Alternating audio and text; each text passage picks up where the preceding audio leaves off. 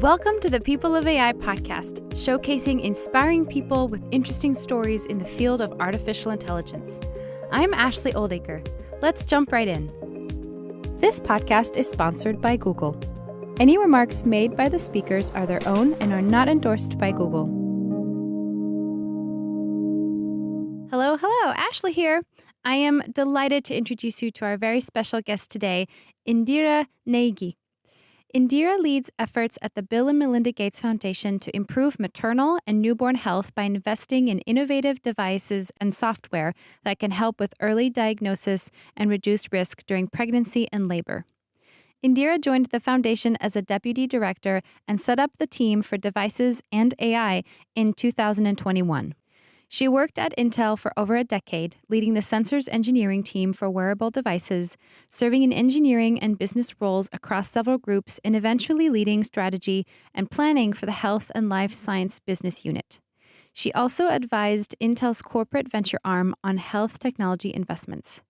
Before joining the foundation, Indira was the vice president of product management at AliveCor, an ECG medical devices company focused on cardiology services. She holds 5 patents. Indira gets her sense of purpose from being passionate about eliminating suffering and by creating new technology and making existing technology more accessible. She gets her joy from spending time in nature, being with her dogs, family, and friends, and building things. Indira trained as an electrical engineer doing graduate thesis research in biosensors at Arizona State University. Welcome, Indira. Thank you, Ashley. Lovely to be here. I'm super excited about this. Very excited to have you on the podcast and for you to talk about where you have come from and what you're currently doing and the amazing things that you are creating as well. So let's start off with having you tell us a little bit about yourself. All right. Well, I grew up in India in a place called Dehradun, which is in the foothills of the Himalayas. And its claim to fame, I like to tell people, is that's where the Beatles went and Steve Jobs went. Like, that's where people go when they're searching for themselves. There's a lot of holy cities nearby and meditation and gurus. And I like to say, if you were born there, you were pre-found. You're just trying to get lost now. So that's where I'm from. Growing up in India, you typically have 2 choices for career. Your parents will say either become an engineer or become a doctor. You have choices in life. Okay. But I think I'm very, very fortunate that I actually love building. I love engineering. And I also say often that I think engineers are born, that there are just it's just innate in you when you want to really just build stuff. I say I'm fortunate because I also have seen growing up, a lot of people were forced into engineering who really didn't want to do it. And they were, creative in other ways and they were unhappy. But fortunately, it was a good match for me. I'm very happy. I would say I was good at school because I was really actually curious about all the sciences that I was supposedly being forced to study, but I actually liked it. So that's how I was as a kid. How did the interest in engineering manifest itself in your studies, or would you sort of play around with different things and tinker with different devices and sort of see how things fit together, or sort of how did it come about? Yes, definitely. I think a lot of those things. I actually liked, even history, civics, whatever I really got into became really interesting.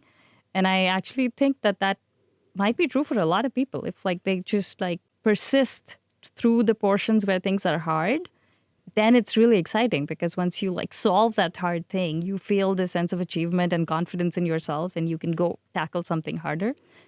That's how I felt about just studying in general. So I think, school was a big one. Physics, I just loved physics as a child. I mean, my mom's a chemistry teacher also. So she had a lot of books of classes that were, 2, 3, 4 years older than where I was. So I could just go through all of those books because I was so hungry for how does the universe work, or, how do electron clouds work? So I think that was one piece. But the other piece, and this is why I say engineers are born. My dad was in the military. He's retired. But he loved building things. He would always be tinkering around with, whatever scrap stuff in the house, building like a waterfall in our backyard. And Oh, wow. so I have a waterfall in my backyard because, well, You know how to make one. yes, because I assisted him when I was a child, and I was like, I have to have one. Obviously, houses have waterfalls in backyards. So I think there was a little bit of like practically just building whatever is needed that came from him, even though he didn't have a formal engineering education. And I think a lot of, being the child of a teacher, I think really does help orient kids better towards education, because the teachers like see all the students in their class and they know what works better for motivating the kids. So I think that combination really made me very interested in engineering. And yes, I would like take things apart and try to put them back together. That's par for the course. Yes, absolutely. So you grew up with tinkering and with parents that sort of helped all fit this interest together. And then what happened next? So India is very competitive because it's a big, big country and there's a lot of young people. I think the average age is still under 35. So basically, it's very competitive to get into colleges. Good colleges are very few in number. Was that intimidating to you? Was that something, or did that drive you? Did that push you to like... I think if you ask most people who did engineering or medicine in India, they would say that was probably the hardest, competitively, the hardest thing in life. And the life has just been easier since then. Oh my goodness. Wow. So I wouldn't repeat it. But I think it forced us to really get very good at the basics of math, physics, chemistry, right? Like you really have to understand Master it them. really well. So I'm really grateful for the fundamentals that have developed, because I think, say you got a college education in electrical engineering. I did chip design. I don't end up using chip design. In fact, I've almost hardly ever used chip design in most of my 15 years or 13 years of working after that. But the fundamentals that you study sort of in college or pre-college, like they apply to pretty much every scientific endeavor that you undertake. Right? Like even at the Gates Foundation, for example, it's very, I would say, drugs and vaccine heavy, right? It's much more chemistry. Right. It's much more medical and clinical. I am a tech engineering person. And so for me to be able to make sense of that, I do have to sort of go back and rely on the basics that were built up when I was like, 20 or younger. So I am glad that we went through that high pressure crucible. Yeah. But I would not repeat it. Right. Well, what was the outcome? So I went to college in India. I guess I was the first engineer of my family. Everybody used to go to the military. So only after I came into college and other kids were preparing for their GRE to apply for master's in the US or PhD, that's when I found out you could do that.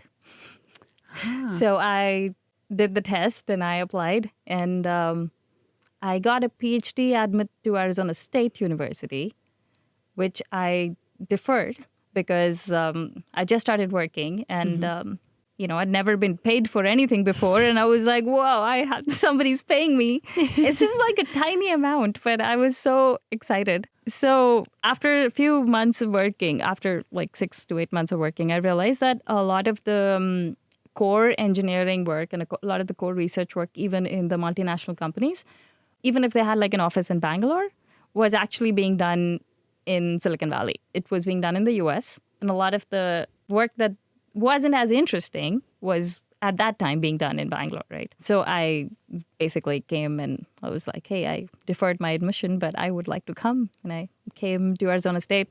It was a spring semester. There were only like 12 students in that semester. Had you left India before? No.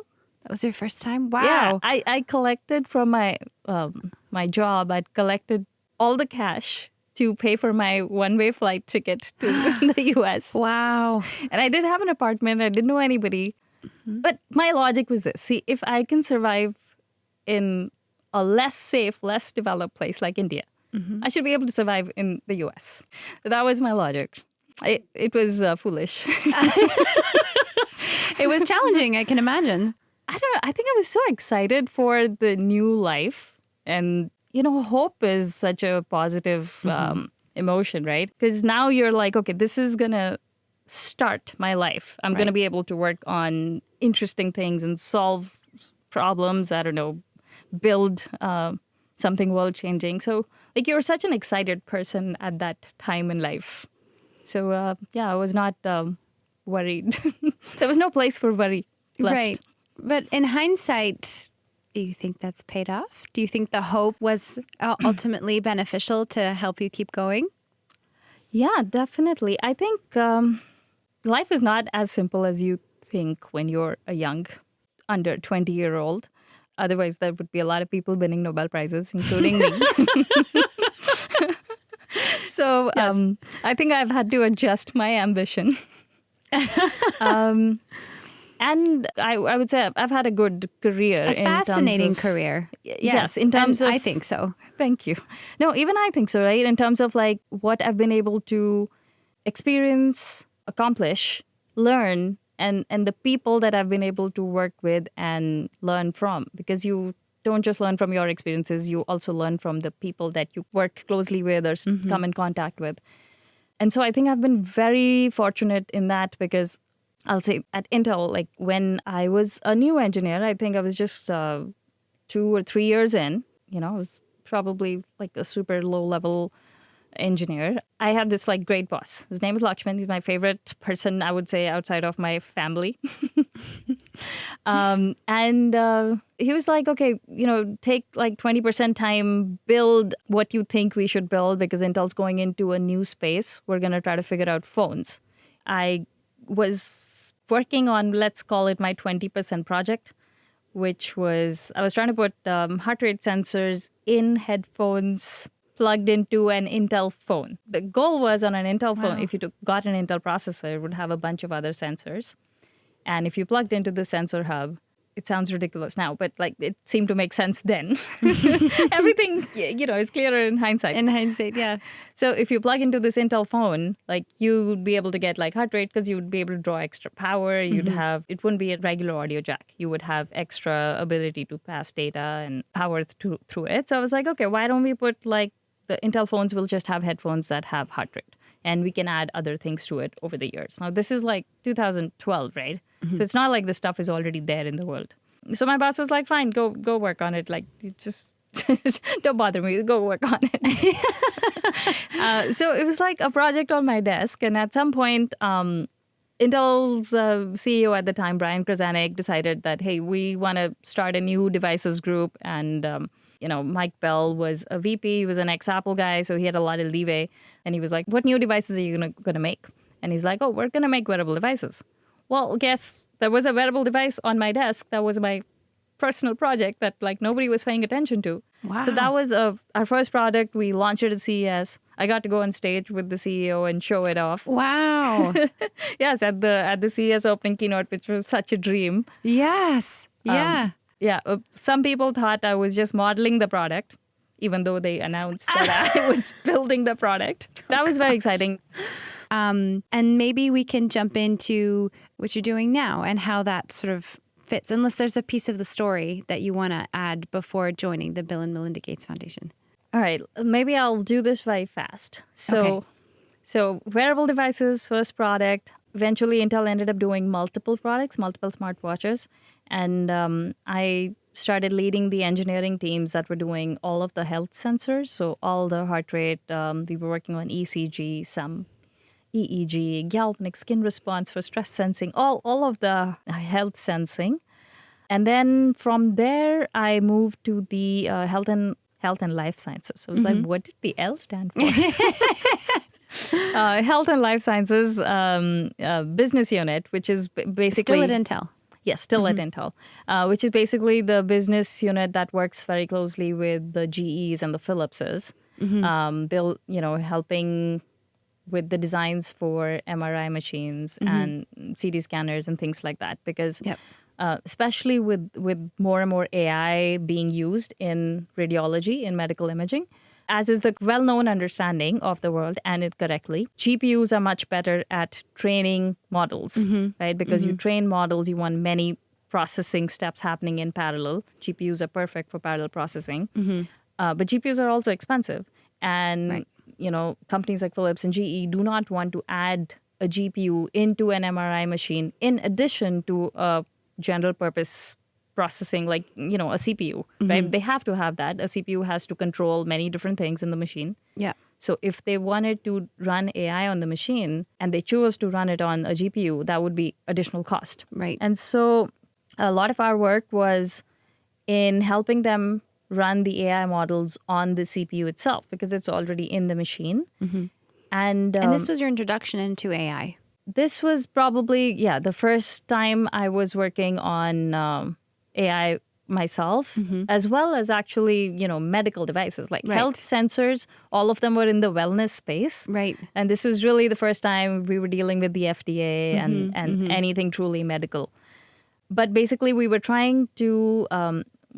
we were helping them run the AI models on the CPU. Because you can run the AI models on CPU at 1/10 the power of running on a GPU. Because when you're just inferring, like you're just using the model, you're not training the model, you don't need all these parallel paths, right? You're really transversing one of the paths. Right. And so you can do that on a CPU. It's still slower on a CPU, but it's a lot less power, and you already have the CPU.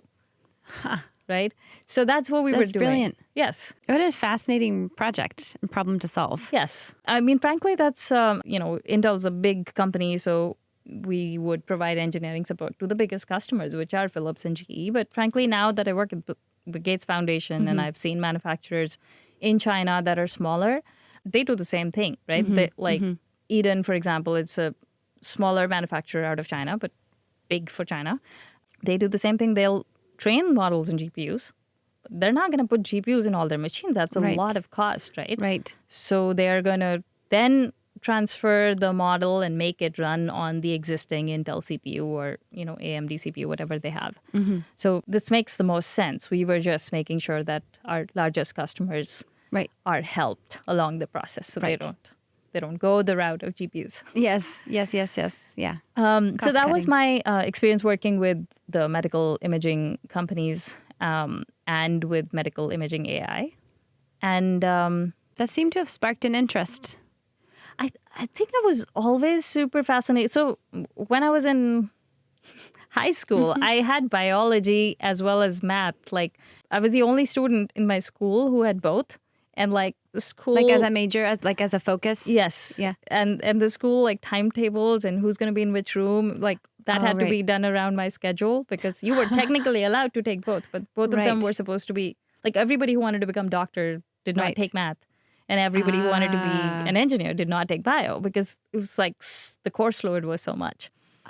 But I was like, no, but I want to do it. I want to learn, right? And then I did actually appear for the college exams for doctor as well, which are way more competitive than being an engineer, and didn't get in. But I was always fascinated with both, and I'm still super fascinated with the human body. It's just it's ridiculous. Our bodies are electrical. They are they're chemical. They are such a amazing machine. We've not been able to make we might be able to achieve AGI in some senses with our AI models running on very fast parallel computers. We are still nothing like the human body, right? I mean, our impulses, the electrical impulses in our body move so slowly, and yet we're able to react instinctively much faster than all the robots. Yeah.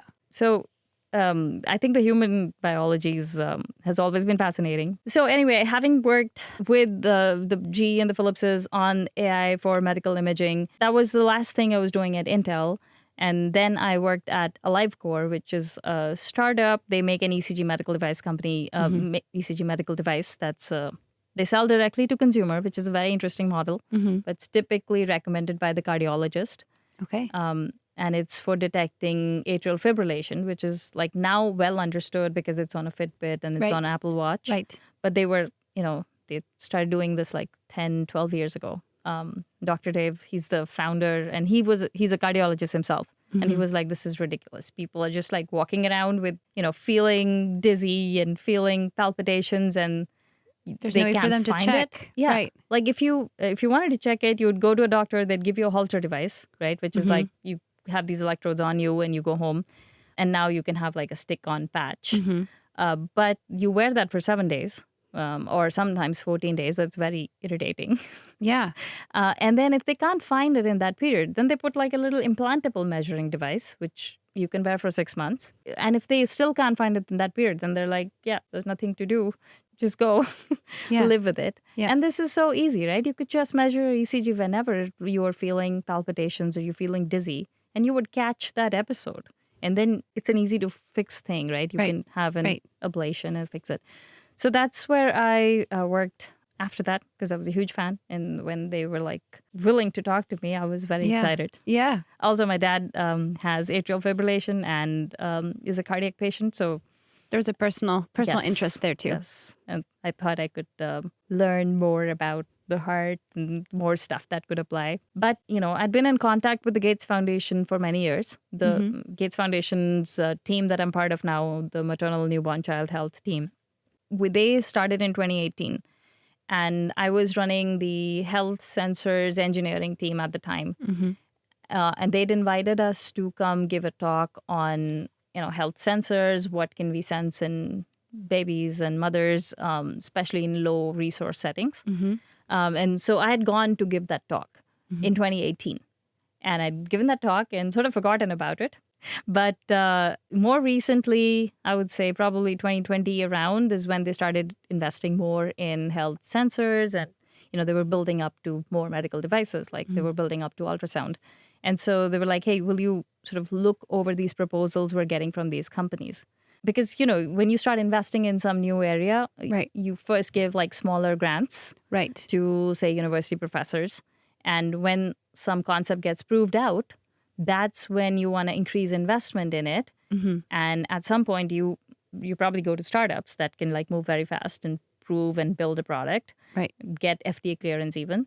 But when you actually want to get like distribution, you want it like in all these countries in Africa and Asia, then you actually have very little choice. You have to go to the big players because they're the ones who have the distribution network. Right. Right. And so this was probably at a stage where they were starting to work with Philips on ultrasound, because it had been proven in academics that you could do blind sweeps with a handheld ultrasound, which means that you don't have to find a specific image and then do measurements on it to find, the gestational age of the fetus or to find the position of the fetus. You could train AI so that a novice user, like, even me and you should be able to do it. But in this case, it's a nurse midwife who was not quite novice, but doesn't know ultrasound. And they should just be able to go left, right, up, down, not like trying to find good images or perfect planes or anything. They're just capturing dirty video of the ultrasound. And AI should be able to then say, this is the position of the baby, it's breech, it's normal, or this is the fluid volume, amniotic fluid volume, or this is the gestational age. And so academically, this had been proved in University of North Carolina and actually working collaboratively with Google also at the beginning of the project. And now we needed to go to somebody who would productize it, right? Like if you write a paper that is good, but that doesn't reach anyone Right. who needs it, right? Right. So then the Gates Foundation had made a smaller investment in Butterfly, which is a handheld probe. And they're fantastic because they've come up with a new technology for the sensor where they can, in software, modify sort of the depth to which the ultrasound is seeing inside your body, which means that you can just use one device and you can say, I want to see like heart depth, and then you can do a cardiac ultrasound.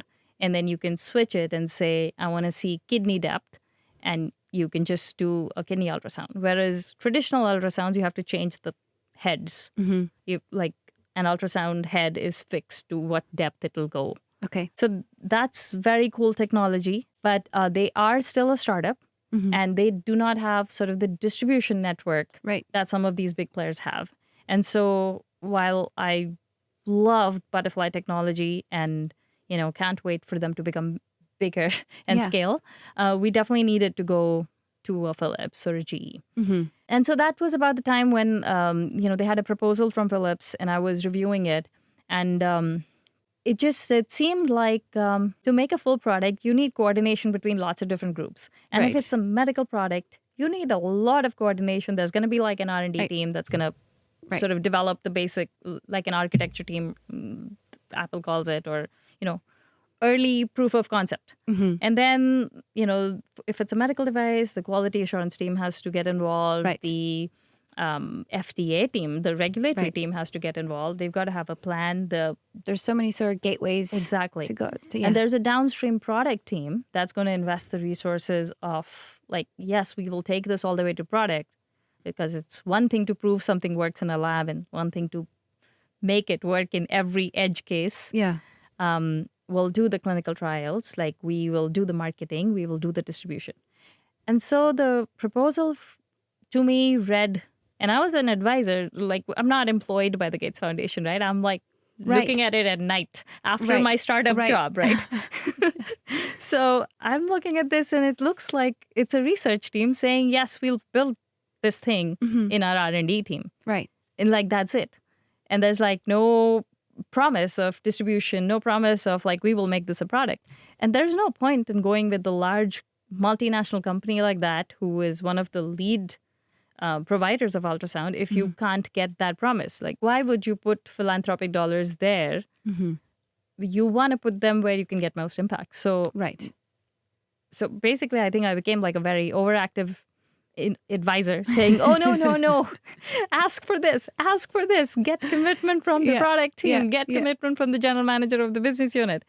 And I think it created like some, ruffled some feathers, because the teams hadn't even talked internally very much. And it became big enough where like it had to go up to the CEO of Philips, because you can't sign off on doing some like major new product without, he needs to know this is happening. And it became big enough, like the going back and forth with the proposals were enough. I was like, you guys need to hire somebody who has some like device background, right? Because the Gates Foundation is very limited on how many people they hire. Yeah. Everybody is quite stretched. And I think like Warren Buffett has this idea that you should never overhire. Like you should always be very limited on headcount. Very lean. Yeah. Yes. So because a lot of the Gates Foundation, and he was a trustee at the time. Right. The people on the Gates Foundation side who, are my peers today, that were working on this were experts in other things. Like, like there was an OBGYN doctor. There's a pediatrician doctor. They are experts at like some fields. Right.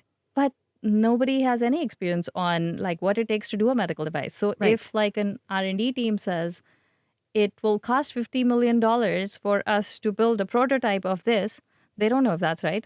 Right. So they need someone to say, actually, no, it'll cost less or it'll cost more, which will then inform the rest of the development of the product. Exactly. And I think now we're such good partners, because now, Philips is very involved at the highest level. The CEO has met with Bill Gates.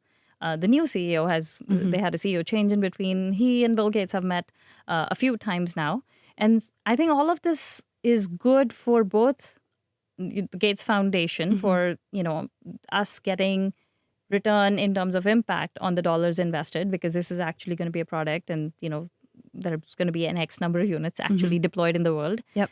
But it's also really good for Philips, because now they're essentially, they're co-investing in this. Right. They've got a new product that their ultrasound division is going to launch. They're very excited about it.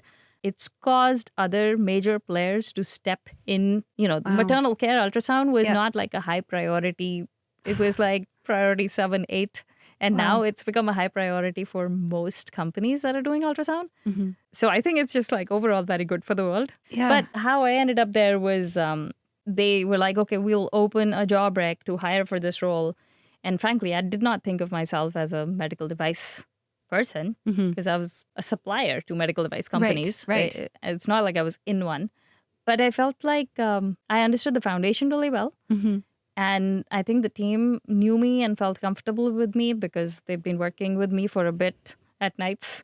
Right. And had probably seen the insightful questions that you were asking that were making them think twice, or, and then apply things and move things along differently. Yes.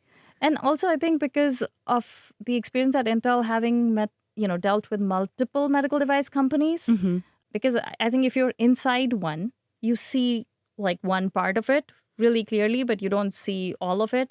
Sort of the ecosystem of how it fits in. Right. Exactly. So I think I had that higher level view as well. And so at some point they were like, okay, you should just come and do it. And I was like, frankly, it's not like I've ever built a medical device. You should get someone who has that experience. But they were like, nope, I think you are right for this. And I think I was. I do think that even though I was not a medical device person per se, but just having worked with multiple companies and having seen and mapped the ecosystem from the outside, I think helped me build a very good team with experts from medical device companies. Yeah. Well, it sounds like a very interdisciplinary industry too, right? Because you're having to deal with technology, hardware, software, medicine, all sort of fitting together. Yes. And then, fitting that within, deployment and reaching different regions. And, so, I mean, this role almost seems so perfect for you because already from such a young age, you were telling me about how you wanted to do biology and math. This sort of mixing of these fields and of these interests has really been such an important part of your whole career, really, in sort of bridging these industries and creating some really innovative things. I'm sure when you were younger, you probably were like, oh, I'm going to do these two things that I'm interested in. But now it's like it fits so perfectly how they've all come together, and it informs sort of the expertise that you bring to then advise on investing and helping develop these medical devices. Yeah, I think I don't believe in goals per se, but I believe in direction. So this is something that's, everybody talks about setting goals. And I think that's not necessarily, I think you can set a vision. You can be like, I want to be over there sometime. But I think setting a goal with like a deadline when there's a lot of uncertainty in the way, if you miss it, causes you to be really disappointed in yourself, which is terrible. Right. And if you achieve it like really easily, it just seems like you were sandbagging. That goal wasn't good. But I think if you roughly know that this is the direction you want to head in, you can make moves left or right as long as like there is there's a component of that move that's moving you closer to that angle. Right. And I also was very fortunate when I was at Intel. I had a very good like executive coach because maybe I was too frank of an engineer. Oh, really? Yes, I think I was very much like, that's not right. So was this executive coach recommended to you? Or was this something that you were you self-aware and you're like, I think I need to work on this a little bit? I didn't know such a thing existed. And it wasn't recommended to me by like somebody who was dealing with my work, but it was recommended to me by this awesome person, Genevieve Bell. She was an executive and she saw me present at something and she was like, oh, wow, this is the youngest person I've seen on stage. And then she realized I was actually a really lower level engineer. She asked my boss why she's still at this level. Doesn't make any sense. So she and I set up a one-on-one and I was like, I think I don't know how to talk to people because sometimes I point out where they're saying something incorrect in a large meeting, then they'll be really upset with me. Maybe I need to do an MBA and like learn how to interact. And she's like, no, you don't need an MBA. You need this coach. This was the coach that had coached her, had coached a lot of like very senior Intel, like legendary leaders. Her name is Beatrice A.B. McGee, if anybody is interested. She hardly has any availability. So, but, she, her background's psychology. So she's not like a military coach who tells you this is what you do. She kind of lets you talk until you have insights yourself. And that insight just like stays with you. So one of the things which she already knew, but she wanted me to figure out, was you should be designing a career for yourself that has two components. One is the thing that gives you joy when you actually do it. Like you spend time doing a thing, it gives you joy. But you can't just have that because that may not always take you towards the direction you want to go. You should also have like small mini goal-like things or things like milestones. Exactly. Stepping stones, yeah. One of the reasons I was able to make this move to the Gates Foundation, I was a director at Intel and I was a VP at LifeCore. Gates Foundation, it was like an IC role And I Right. had to go build up that team. Mhm. As it's going to be a very small team. I knew it's going to be like 3-4 people. It's because I was like, but I don't necessarily enjoy the meetings. That's not the best part of like my life, right? Like I Yeah. actually get joy from learning about new technologies, from like figuring out how they can be used, from like seeing a problem and like how that problem could be solved and then looking for the right technology to solve it. And so that move made sense. Otherwise, it was such an unconventional move. I had so many friends in tech in Silicon Valley saying, I would never even consider that. Like, your team's going to be so small. It's going to seem like you've stepped away from tech. It's going to seem like, your employability might not be the same because people are going to be like, how large were the org that you were last leading? And I was like, yeah, but if my org was just larger, would I be happier? Right. So Right. I think that advice where you have to keep going towards what gives you joy in addition to the goals you want to hit. And I think a lot of us like lose our ability to go towards what gives us joy because it seems like we're trapped now on this growth path that Right. is sometimes joyless. It's a hard balance to strike, for sure. But it sounds possible, especially when we hear your story. Yes, and I mean it's still developing, and I think that's true for everybody, right? Everybody has a story that's developing, so we can all choose to make our career such that it interleaves joy with goals. Yes, definitely. So AI has been, you had sort of an introduction to AI when you were working on the ultrasound device, medical device. And now with sort of the exponential growth of generative AI and even AGI. Yes. How have you seen the introduction of AI in your field and in sort of the medical device, medical imaging industry? And how have you seen that flow into the projects that you are now funding and directing? Yeah, so let me differentiate between the more traditional prescriptive AI, which Right. has become quite commonly used now in medical imaging. Right? That's what the ultrasound project was. I think it's really cool that AI can do something that you formerly needed like experts for, like a quick screening ultrasound for mothers. Think about Kenya, where like a whole county will have just like one expert and just one machine. And now imagine that like a $2,000 or a $5,000 handheld device can be used by a nurse with like almost no training. Right. And she can just sweep it like up, down, left, right, and it can still do a screening ultrasound because the AI is doing it. Right. So that basically using AI has trained data. So you've trained a model to be able to recognize the images. The AI model then becomes sort of the reference point for anybody to sort of cross-check what they're seeing. Actually, we're not even asking the nurses to see what's on the images. Frankly, actually, I think we did want to get into what are some of the pitfalls of doing something like this. And so I'll mention one. So in India, gender determination before birth is illegal because people have a preference for the male child. And so you just don't know what your baby's going to be until it's born. And so ultrasounds in India for maternity are like very, very, I would say, they are held behind a lot of like paperwork. Like, who did the ultrasound, the doctor, which hospital, which room in the hospital it was done. There's no undocumented ultrasounds just happening because people could choose to abort a female child. And so if you took a tool like this where people could see images on a handheld ultrasound and gave it to a bunch of nurses, then there would be rampant abuse. Right. But we can solve this in technology because it's not like the nurse needs to see the image. So she actually just needs to slide left, right, up, down. And on the stomach of the pregnant woman. Exactly. And the AI is going to tell her the risk factors. It's like, think of this as like almost like measuring someone's blood pressure. You don't actually see blood flow. Right. You just get a number. Right. And so I think it's so fascinating that because it's an early risk screening ultrasound, it is not replacing a final ultrasound, but it is enough to say this person is not at risk today. Right. You can do this. You can offload this to AI so much so that a human being doesn't even necessarily need to see the image. And this person anyway never used to see the image before.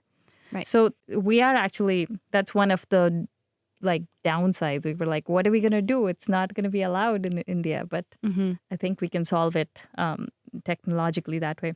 Right. And on one hand, the advantages to that is, as you said, it opens up accessibility where you don't need a specialist trained in sort of assessing the factors, which will then prevent women from going and getting the ultrasound and having access to it. You can just provide a lot more ultrasounds by a nurse, and the AI can give sort of a general diagnosis, which can then be sort of a starting point for the nurse to then give a direction of like, everything's okay, or actually we need to look at this and take this a step further. Exactly. So it is not even diagnosis, it's just a risk screening, which is like medically, it's a lot less is needed when you call something a screening. But the idea in some of the low resource settings is this, right? You have some low-level facilities where births can happen, but like you can't get blood transfusions if something went wrong. You can't get a C-section if something went wrong, right? And then there are higher-level facilities where you can get them, but they're limited in like how many beds they have and how many doctors they have. So what you're trying to do from these screening ultrasounds is just to say, hey, you're going to have a normal pregnancy. You can have it here, and you can have your birth here.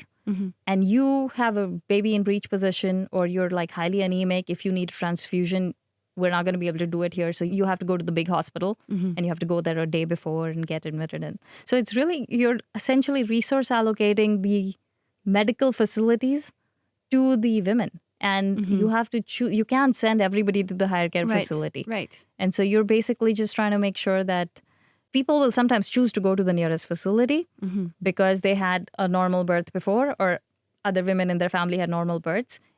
And I've actually, unfortunately, seen this where a family in India brought a woman to a certain village hospital that does not have C-section or blood transfusion capabilities. They were told that her baby is in breech position and that she cannot deliver, or she should not. I mean, obviously she can. Something can miraculously go right. Right. But she should not deliver here. And the family was like, yeah, but we don't want to spend the time and money. We don't have that much time and money to go to the bigger hospital. So we brought her here and we'll see what happens.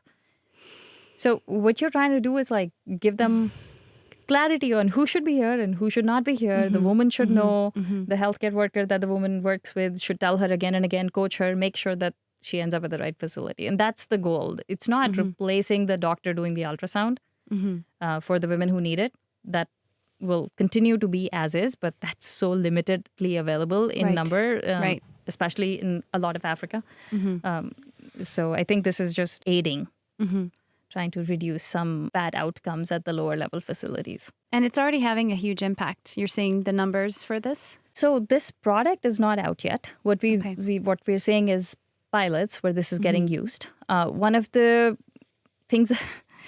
This is less related to the impact that the ultrasound is having in terms of like predicting adverse outcomes. This is more, WHO wants everybody to have 4 antenatal visits, 4 visits before birth to keep monitoring risk level, baby growth, etc. Most people don't do it. Most people show up like in low resource settings will show up pretty late. In Kenya, I love this story because like, I think over a period of 15 years or 14 years, Kenyan government invested in a lot of like education and awareness campaigns to say, hey, you should come for your antenatal care visits because these visits like improve outcomes because we know what is needed. We can give you iron. We can give you like the medications that you might need. And the rates went up like about 20% in like 15 years. And then when we did this pilot was done by Philips actually. Within 2 years, the rates went up 20% because all the women really wanted to come to see their baby. Like they wanted to take the time off. They wanted to walk in the heat. They wanted to get to the facility. And like, you're like, why did you go through all this? She's like, because I can see my baby's heart opening, the valves opening. Right. I remember hearing that. And they would talk to each other and like the word of mouth just like really increased the ANC visits, which I mean, frankly, has been such a difficult thing to do. Yes. Like how do you increase the visits? Right.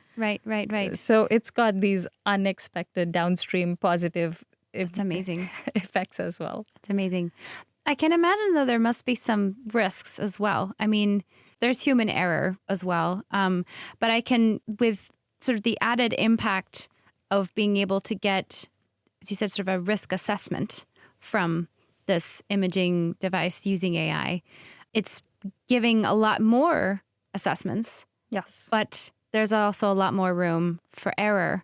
And so I can imagine a scenario where, the AI model is wrong and, it predicts wrongly that the baby is actually in breech and the woman is sent home saying it's fine and not. So, I mean, again, the same thing could be said for a person, but if they're an expert, like how expert is the AI with, experts? Well, So I guess, I don't know. Okay, so I think this conversation will be different, and maybe we will do it when we talk about generative AI, because they do make up, like hallucinations do happen in that case. But in these cases where, we're using pretty traditional AI for medical imaging, these things are performing as good as experts, sometimes like marginally better than experts. Oh, wow. Okay. So like there's this graph that I like to show, which basically is, what it shows is that in the hands of a novice user, gestational age is estimated almost slightly better than a bunch of different experts using the expensive, like big machines. Mm-hmm. And this is like a novice user using like a, $3,000 machine versus somebody using like a $70,000 machine expert. Right. And so it's doing as well as them. Mm-hmm. And the thing is, women are going not from like, hey, am I going to get something better than an expert? They're going from, I had nothing. Right. The previous estimation of gestational age could be off by a month because they would just ask, when was your last menstrual period? Right. And she'd be like, I don't know, this day. Yeah. They'd be off by a month. They would estimate the gestational age wrong. Right. Even here, I was asked for my pregnancy, like, you're sort of, I guess, within these couple of weeks. Then Exactly. And then if you guess the gestational age wrong, then you're doing like interventions wrong. You're estimating the baby's size wrong. You're like, is this baby small? Is this baby normal? So these women are going from like that level of inaccuracy to almost expert level in the hands of the existing novice users. And I would also like to add another thing, right? Like yes, it's not 100%, right? It's not going to tell you gestational age accurate to the day 100% of the time. Right. Well, neither will an expert. Neither will an expert. What are we comparing it to? Mm-hmm. And frankly, I think some of these models are doing better than like a single expert. They're doing as well as like multiple experts reviewing things together. And so I think there's a growing sentiment, and I very strongly believe, that I think it's going to be unethical to have medical diagnosis done without AI assistance. Like, what, you're just going to use a human being? Like, you're not. That's fascinating. I've heard this before. I might have even mentioned this to you. It's like asking people to go on a plane without autopilot. Right. It's just a human pilot. Right. I'm not getting on a plane with just a human pilot. But I wouldn't get on a plane without a pilot either. That's true, right? So what we're trying to do is, there is the human being. Mm-hmm. There are some people that are on planes without pilots, or they're just hanging off the wheels or something. Those people, we're allowing them to get on a plane, or maybe not a plane. Maybe like, let's say it's a full self-driving car. Right. I think this analogy is starting to break. Not going, we'll have to help this one out. But no, I hear what you're saying. It's in terms of the sort of the benchmark is just increasing for, I mean, I guess you could compare it to like a stethoscope, right? I mean, you're equipping these experts and you're equipping the medical team with better tools to help them get more information than they did before. Exactly right. And for anybody who wants to learn more about your projects, Indira, like, we will link the Bill and Melinda Gates Foundation, the page. We will link all of this information. We'll link your talk as well. You have an incredible talk that describes all of this in detail. So anybody who wants to learn more about it, please visit the show notes. But yeah, since this is a People of AI podcast, let's talk about generative AI. I'd love to hear your thoughts. I think overall, it's amazing that we live in this time, that we are so close to AGI. I think we might have some challenges in terms of like, what is our purpose if there are computer agents that are smarter than us and faster than us and then evolve faster than us. I mean, humans haven't changed for a long time. But leaving that aside, leaving short-term job loss aside, because I think the government can handle universal basic income because they sort of did it during COVID, right? I think the positives are amazing because it's been a year. The Gates Foundation a year ago did a grant call for generative AI applications in health, agriculture, various priorities for the foundation. And we saw a lot of entries for health applications. And I think they're very promising. So maybe I'll talk about one type of application, which we saw in multiple countries, like multiple countries trying to do this, is essentially like a co-pilot for a healthcare worker and a low-level healthcare worker, right? So like a community-level healthcare worker or a nurse midwife healthcare worker. So not someone who's like highly educated, like a doctor who's very confident in their knowledge and is an expert, right? These are people with maybe 10th grade education who are, taught a course and then they become the community health worker. They teach the women in the village about like good nutrition, how to take care of your child, yourself, etc. So, they often take direction from doctors and nurses above them. They typically receive a smartphone through the government and, they chat with the doctors and nurses. And so what a lot of different companies or organizations in different countries have done is created a co-pilot for them. So instead of like, so the challenge for this is that if everybody from these community centers are texting one or two couple of experts, that's exactly right. The expert is saturated with too many requests, and the community workers, they don't get the responses in a timely manner. They don't get the responses at all. So that's sort of the challenge. That's exactly right. Sorry, I should have spelled it out. Yes, the experts are overwhelmed. There's like 200 people waiting outside the doctor's room. Like they don't have time to respond. And also, I mean, there is in different countries, the authority gap is higher than the U.S. typically. So like a community health worker who's many rungs below a doctor doesn't just like feel comfortable asking a question that she thinks she should know the answer to a doctor very easily. So like it really will have to be escalated through a few levels before she'll get her answer and she'll feel comfortable asking the question. So she'll just like not ask. And which could put the patients at risk. Exactly. And it does all the time. Lots of people are suffering through this type of risk. So this co-pilot now, like they can ask it any question all the time. And so it's a co-pilot like Bard or ChatGPT. Exactly. And it's using sort of these large language models, creating sort of a chatbot that's a co-pilot. Exactly. So it's example would be like there's a child illness protocol in Brazil. It doesn't get used very often because this specific illness doesn't happen very often, but they were trained on it like, I don't know, 10 years ago. They used it 7 times in that time. And so they don't always remember all the details. So they might do the protocol wrong. But like now they can just ask it in real time to just, tell them the steps and they follow the steps. Some of these co-pilots are also being trained on local data where it's like, Oh, perfect. Exactly. Right. So it's tailored. It is tailored, yes. And a lot of this is tailored in the language of the people. So all these co-pilots are in the language of the community. They're not often in English. One of the problems with that is the large language models are very good at English. They're also decently good at other widely spoken languages. But they're really not good when you switch between languages, which is how human beings talk. Yes. Well, especially in communities where you have a local dialect and then you sort of have a national language and you sort of switch the words and And most like healthcare workers, right? They're like a lot of times taught in English. Like science is taught in English. Right. And so they are switching between Swahili and English. They're switching between Portuguese and English, switching between Hindi and English. Right. And the large language models got no idea what's going on because when you start a sentence in English, it thinks the next word is English, but it's changed language. Now it thinks you're talking about something completely. So this is a problem that still needs to be solved. It's one of the problems we're seeing. Developers out there. Yes. This is an important problem that needs to be solved. Yeah. I don't know how this happens because the vocabulary is now double or, it's like 2 languages. Yeah. But it's not gotten better as the models have improved.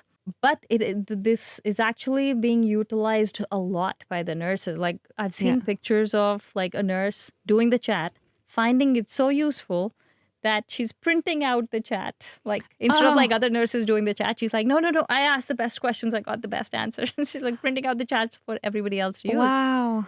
Which also tells you they didn't absorb the information as well from the brochures or the pamphlets that were printed for them or the books that were given to them. Right. Like because they were written from the point of view of probably the expert who wrote them. And these guys have different questions, or the situations they run into are different from like what the book provides. Right. So it's tailored and specific to the situation, to the context. So it takes all of this extra information into account to give a more detailed, relevant answer and steps. Yeah. And it's very actionable, right? Like I have this one problem now in this context, and I want this answer. And I don't want to have to derive through all the basic first principles I was taught before. Like this is just very actionable right now. Yeah. So I think that's a very good use of co-pilots and generative AI large language models. One downside, I said, right, like the two languages problem. Right. I think the other more subtle thing is, at least in India and one of the programs, also in Brazil, we've seen that the healthcare workers are addressing the chatbot as sir. Huh. Like they are assigning a lot of authority to it. Oh, and also turning it into a person. Personifying it. Right, personifying it. And they are then also taking its direction as gospel. That is the problem, because one of the groups in India tested their reactions by repeatedly giving incorrect answers. And they didn't question it because they were like, this is coming from a source of authority, so it must be right. I must be wrong. Until like they kept going higher and higher in how wrong the answer was, until like somebody had to say like, no, I know for sure this is wrong. Wow. So that's a danger. Definitely a danger. Yes. Well, and I think that speaks to sort of a larger problem too, which is not, I mean, I think that's common sort of across the board when you're interacting with these, generative AI agents or, these bots, is that even me, I can easily be fooled. Yes. And so I think that will be a huge cultural shift in our education and in society, is to just keep reminding everyone that when you're getting information, it's like searching on the web. It's hard because when you search in an encyclopedia or in a dictionary, that's sort of verified fact, and it's very hard to dispute that that's sort of the authority on the definition of a word, for example. I think these models are being trained with those qualifications put in place too, because it's being trained on well-curated data. Yeah. But I think you're right. I think there is this, as with the evolution of the web and the evolution of AI, is not just teaching people how to use it, but teaching them to sort of apply a certain mindset to like, this is an interesting piece of information I'm getting, but let me cross-check it and just think about it twice. So we as a society will have to like learn to do that really fast, because these are just everywhere. Right. Yeah. Well, it's happening already too. Yeah. But I think the issue is worse when it's like someone with lesser education. Yeah. Right? Because I think over the years, or over your increasing qualification, whatever, you gain confidence in your own expertise and your own ability. Right. But I think when you are not very highly educated, I don't think you trust yourself as much. And so I think that's one of the dangerous things here, where we are actually seeing people use it with the lowest level healthcare workers who don't really trust taking themselves. It fast as for face value. Yeah. But, some, like there's this group called Kwanele in South Africa. They work on gender-based violence, and they're using a chatbot also for, a lot of like domestic abuse is, little girls and teenagers. And so to provide sort of resources in case something's happening at home. So their main goal is actually to collect proof so that criminals can be prosecuted. So that's Cornelia's overall goal. They've added the chatbot to aid in this, but to also like allow for people to ask questions anonymously. Is this wrong? This happened. What should I have done? And because like imagine you're a young child, you don't know, and you're exposed to something and you don't know what to do. Yeah, exactly. So they've created a chatbot which people are using. It's anonymous. It's really amazing. But they put in some like effort into thinking about the personality of the chatbot, because now you're also dealing with like children, right? And they came up with this idea that most people are willing to talk to somebody who's a friendly aunt. So their chatbot has a friendly aunt persona. Oh, interesting. And I think some more effort, like thinking about what persona you give this. People are personifying it. We have to give it a persona where like maybe the community health workers are okay questioning it. Maybe we tell them it's your intern. Oh, yeah. Your intern's Yeah, just yeah. looking up the book and giving you answers, but question it. Right. Or it could have like an automatic response, like, this is just what I infer as an intern, but please cross-check this information with your own. Something like that, right? So they don't yeah. automatically just like trust it 100%. Well, I have to say I'm delighted to be speaking with you today and to learn about you, your Ashley. personal experience and how you've brought your interests together. It's fascinating to hear how you've brought different parts of your interest and your background that have informed, the different products that you're working on, the different products you're developing. And it brings me hope, coming back to this concept of hope, that I find it to be just hearing you speak about the awareness that you carry around developing this technology on all of the fronts, right? Whether the hardware, the software, the ethical pieces of it. It's inspiring to hear that you're really bringing this approach into the funding and and being thoughtful about the projects that you're working on. And it's such an honor. It's such an honor to have you on the podcast and to Thank you to speak for having with you. me here. And I mean, I can't take all the credit. The Gates Foundation, it's an organization that's existed for a long time, and they do start Fantastic with work. the problem first, right? Yes. It's really like, what is causing the most mortality in this group, and then how do we solve for that? And then you're like, okay, people are dying of like eclampsia or bleeding during birth and stuff. And so how would you solve that? And so you're basically trying to go back from what is the problem. Right. But applying these new technologies and bringing and showcasing and creating these amazing use cases using AI, which is demonstrating really the amazing power that it has in helping to solve these challenges. So it's exciting. And I feel like we're just at the beginning. I feel like it's just going to keep growing. Oh yeah, we are. It's a very exciting time. Yes. Thank you for being with us. Thank you, Ashley. If you would like to learn more about our conversation or our guests, check out the links below. Please subscribe, and if you're feeling extra generous, give us a 5-star rating. We would love to hear from you, so leave us a comment. We'll read every one. Until next time, thank you for listening.